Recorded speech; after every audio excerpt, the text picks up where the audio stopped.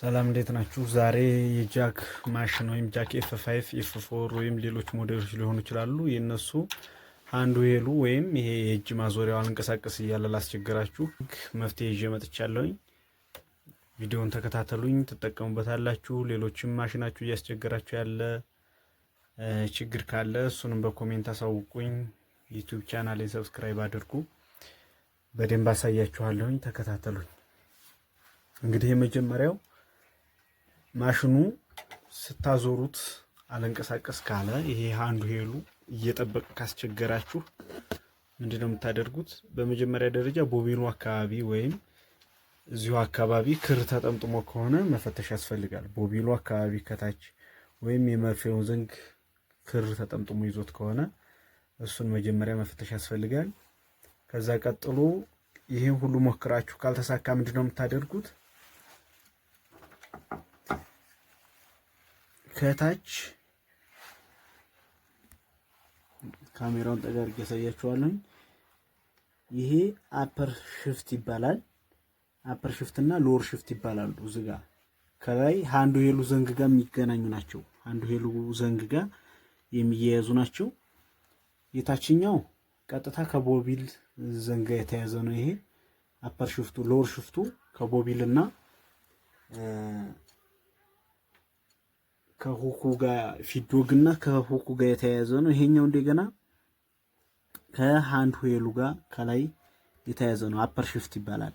ይሄ ከጠበቀ ይቺ ከጠበቀች ወደዚህ ወይም ወደዚህ ካስጠጋችሁት ማሽኑ ይጠብቅባችኋል። ይሄ ከላይ ያለው ይጠብቃል ማለት ነው።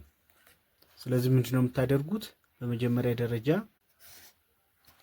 ጠጋ አድርጌ ያሳያችኋለሁ። በመጀመሪያ ከታች ያለችውን ይችን ቡለን ትፈቷታላችሁ። ከታች ይችን ቡለኗን ትፈቷታላችሁ። ይችን ካላላችሁ በኋላ ምንድነው የምታደርጉት? የተወሰነ ካላላች ያት ትንቀሳቀሳለች። ይቺ ወይ ወደዚህ ከተጠጋች ወይም ወደዚህ ከተጠጋች ወደ ቀኝና ወደ ግራ ታንቀሳቅሷታላችሁ። ከላይ ጊሩ ጋር እንዳይፈጋፈግ ነፃ መሆን አለበት። ከላይ አንዱ ሄሉ ጋር ያለው ታይሚንግ ጊሩ ነፃ መሆን አለበት። ስለዚህ አሁን ይሄ ማሽኑ መንቀሳቀስ አይችልም። በጣም ጠብቆብኛል። ይሄ ምንድነው ችግሩ? ይቺ ወደ ግራ አጥብቂያታለሁ። ደግሞ በጣም ወደ ቀኝ መጥበቅም የለባትም። ወደ ቀኝ መጥበቅም የለባትም፣ ወደ ግራም መጥበቅ የለባትም። ስለዚህ ይችን እያንቀሳቀሳችሁ ከላይ መዞር አለመዞሩን ቸክ ታደርጋላችሁ ማለት ነው። ትንሽ ቡለኗን ላላት አድርጓትና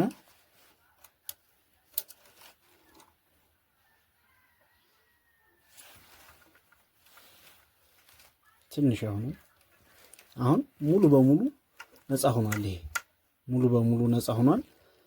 ከዛ ነፃ ከሆነ በኋላ ሙሉ በሙሉ በደንብ ምንም ሳይይዛችሁ ካስጠቀማችሁ ከተንቀሳቀሰ በኋላ ምንድነው የምታደርጉ? አመለሳችሁ ብለናል ማጥበቅ። ምናልባት ሎወር ሽፍቱም ወይም የታችኛውም ከሆነ የታችኛውን ፈታችሁ በዚሁ በተመሳሳይ ታንቀሳቀሳላችሁ ማለት ነው። 360 ዲግሪ መንቀሳቀስ አለባት። ስለዚህ እቺ 360 ዲግሪ መንቀሳቀስ መቻል አለባት። ስለዚህ አሁን እንዲፈለኩ አንቀሳቅሰዋለሁ ማለት ነው። ይሄን እንዲፈለኩኝ አንቀሳቅሰዋለሁ። ስለዚህ ቦቢሉ አካባቢ ምናልባት ችግር ኑሮ ከሆነ እዚህ አካባቢ ክር ተጠምጥሞበት ከሆነ እሱን ክር ታወጣላችሁ። ወይም መርፌው ዘንግ አካባቢ እንደዚሁ ተመሳሳይ ክር ተገብቶበት ከሆነ እሱንም ትጥሉታላችሁ ማለት ነው፣ ታወጡታላችሁ። ስለዚህ አሁን በፈለኩት አቅጣጫ ይንቀሳቀስልኝ። አሁን ይንቀሳቀሳል።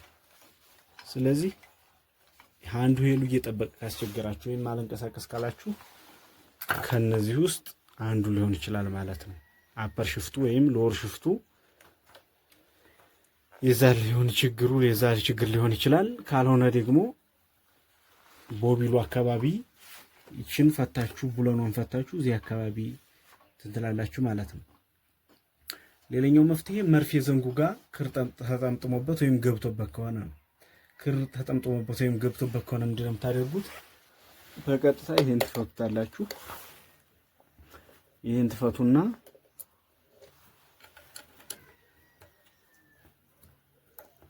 ሶስቱንም ብሎኖች ትፈታላችሁ። ስለዚህ መርፌ ዘንጉ ንጹህ መሆኑን ታረጋግጣላችሁ።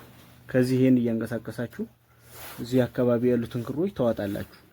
ምናልባት ይሄን ማንቀሳቀስ ብሎ ካስቸገራችሁ ይቺን የመርፌዋን ብሎን ይቺን ትፈቷትና የመርፌ ዘንጉን መርፌ አውጥታችሁ ወዲታች የተወሰነ መታ ታደርጉታላችሁ። ይቺ መጀመሪያ መፍታት አለባችሁ። ይቺ ካልተፈታች ይሄኛውንም ከአንዱ የሉ ጋር የተያያዘች ስለሆነች ይቺን ማላላት አለባችሁ። ይቺ ከላላች በኋላ ከላይ ይቺ የዘይት ማስገቢያዋን ይቺን አውጥታችሁ ከላይ ያለችውን ይቺን ተዋጧትና በመርፌ ዘንጉ ከላይ በመፍቻ ወዲታች የመርፌ ዘንጉን ትመታላችሁ ማለት ነው።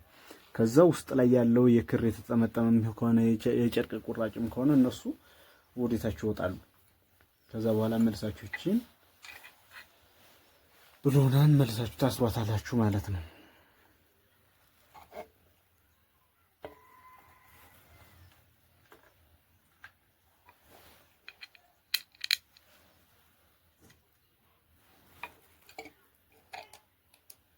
ስለዚህ ሌሎችም ማሽናችሁ ላይ ያስቸገሯችሁ ነገሮች ካሉ ኮሜንት ላይ ጻፉልኝ። እያንዳንዱን በቪዲዮ ሰራላችኋለሁ።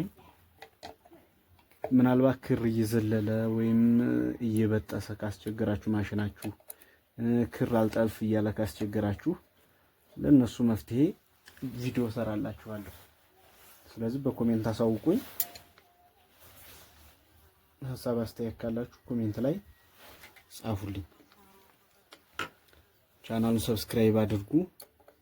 ምናልባት ጀማሪ ስለሆንኩኝ አበረታቱኝ። ግን በፊክሲንግ ዙሪያ ችግር ካለ በማሽናችሁ ላይ ያስቸገራችሁ ነገር ካለ ሁሉንም በቪዲዮ ሰራላችኋለሁ ማለት ነው። በሌላ ቪዲዮ እስከምንገናኝ ድረስ መልካም ጊዜ